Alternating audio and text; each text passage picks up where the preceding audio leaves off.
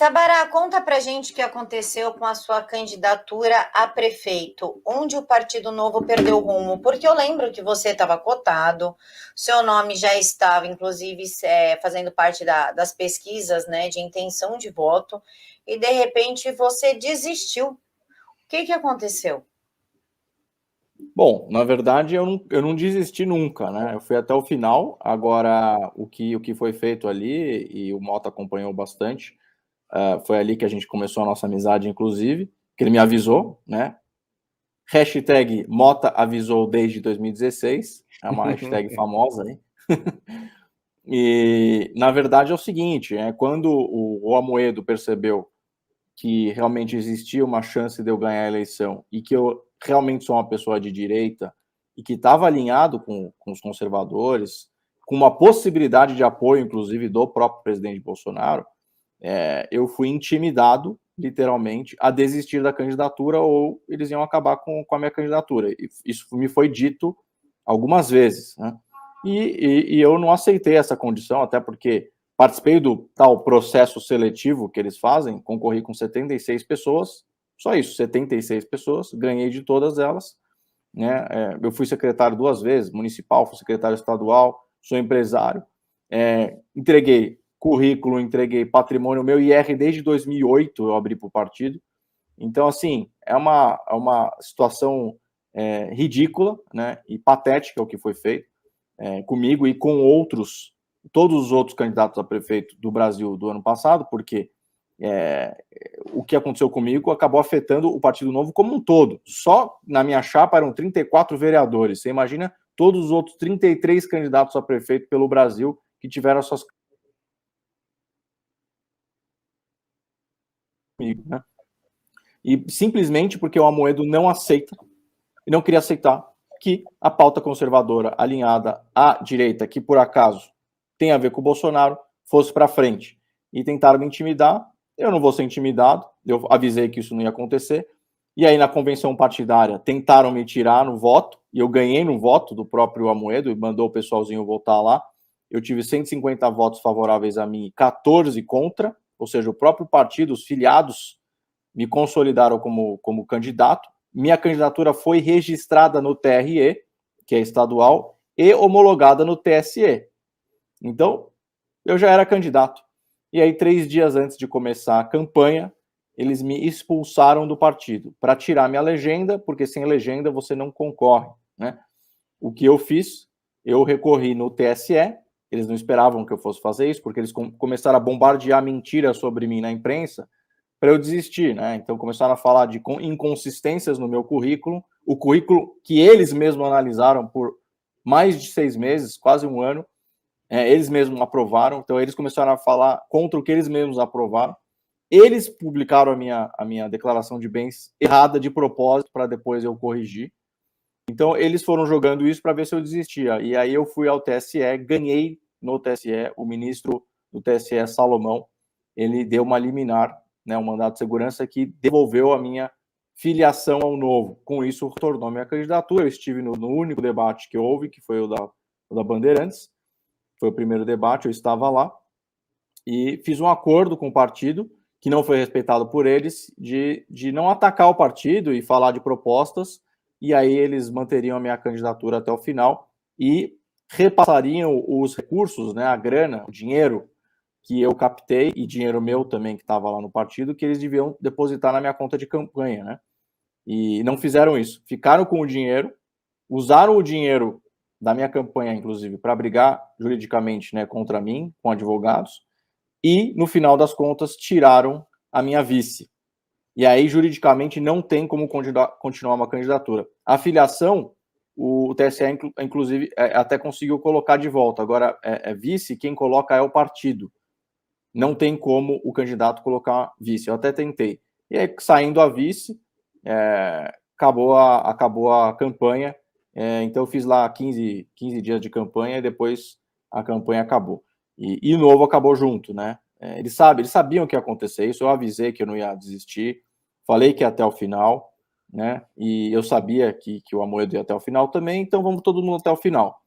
E é isso que aconteceu, né? Ficou escancarado. O Novo perdeu aí o Novo já tem mais desfiliados do que filiados em sua história, é uma coisa bizarra, né? Eu acho que é o único caso de um partido no Brasil onde isso tem acontecido. Nem o PT teve tantos desfiliados depois de tanta acusação e caso de corrupção. Então, é uma vergonha, né? Então, aconteceu isso. Essa foi a história da minha candidatura.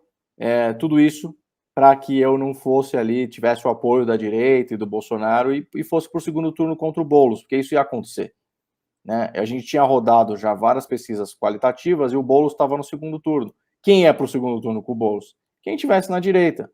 A população de São Paulo não queria votar no Covas, não queria votar no Márcio França, não queria votar na Joyce Hasselmann, não queria votar no Orlando Silva, não queria votar no Tato e também não queria votar no Mamãe Falei. E tinha o André Matarazzo também. E aí tinha lá a nossa candidatura que era a que mais tinha chance no longo prazo. Quando eles perceberam isso, começaram a sabotar. Começaram não, sabotaram. Mota, eu já vou te passar a palavra, só mais uma dúvida, ô Sabará.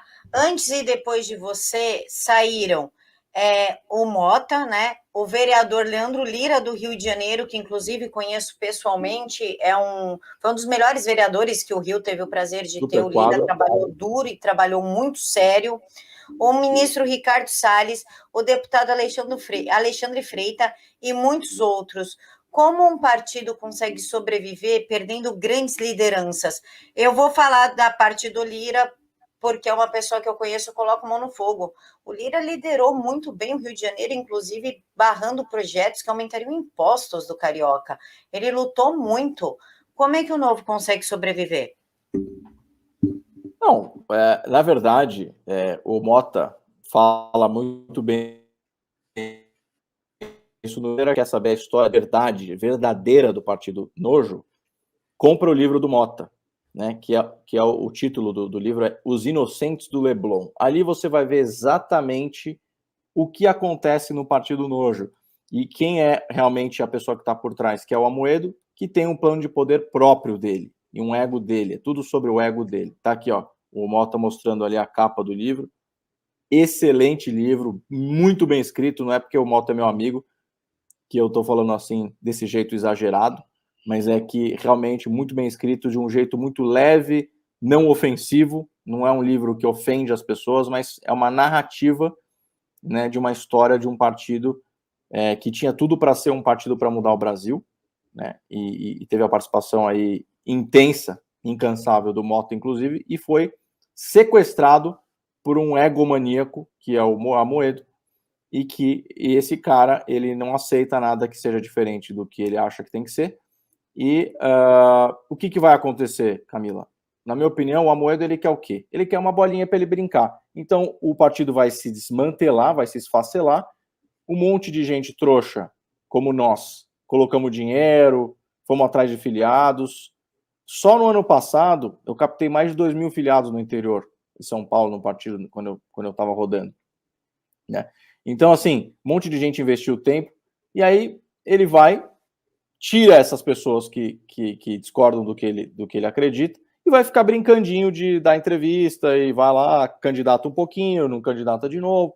Ele fica lá com o partidinho dele, para ele poder brincar. Então, é isso que vai virar o Novo, mas para ele tá bom, porque ele se satisfaz com isso, não tem a grandeza de querer transformar o Brasil, né? A gente já percebeu isso. Então, no fim do dia, o partido não vai viver, ele vai sobreviver e vai ficar pequenininho. Obrigada, Sabará. Mota, o microfone é teu. Eu não tenho muita coisa para falar, não, Camilo. O Sabará já falou quase tudo. O que aconteceu com ele foi quase que exatamente o mesmo processo que aconteceu comigo em 2016 aqui no Rio, que me levou a sair do partido. Foi uma decepção gigantesca, né? Eu conto essa história no livro. E a parte curiosa é que eu não conhecia o Sabará na época da campanha dele. Eu não acompanho, não tenho nenhum interesse em acompanhar as coisas que acontecem no Novo. Eu só sei o que realmente eu não consigo evitar que chegue até mim, né? E eu me lembro que começou a surgir nas redes o nome do Sabará. E aí apareceu na declaração do Sabará, eu me lembro de alguma coisa que o Sabará falou, que eu falei, caramba, pô, esse cara não é ruim não, hein? Esse cara não é ruim não. E aí teve uma entrevista, né? E aí começou uma série de incidentes. Eu falei, ih, caramba, eu já sei como é que essa história aí vai terminar, né? E dito e feito, acabou daquele jeito. E isso é uma enorme tristeza, é um desperdício gigantesco, porque, Camila, eu tenho uma convicção, né?